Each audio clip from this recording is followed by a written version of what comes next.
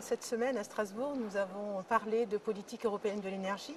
Cette politique qui est marquée bien sûr par la crise, la nouvelle crise qu'il y a eu entre l'Ukraine et la Russie. Il s'agissait pour la Russie, pour la société Gazprom, de bloquer le gaz vers l'Ukraine et forcément ça a eu des conséquences sur l'Europe. Alors en parlant d'énergie, de politique européenne de l'énergie, nous parlons de sécurité des approvisionnements.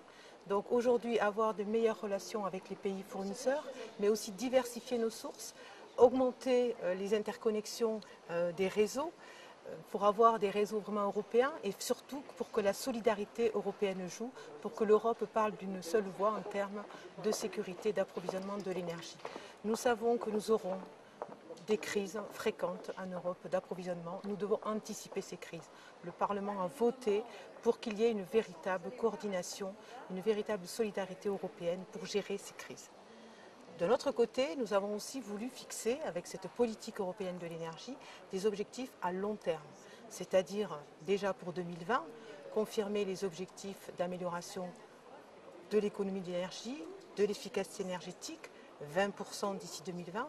Nous voulons que cet objectif soit contraignant. Mais nous avons aussi fixé des objectifs à long terme, c'est-à-dire pour 2050, pour lutter contre les effets du changement climatique et pour toujours garantir cet approvisionnement en énergie de l'Union européenne.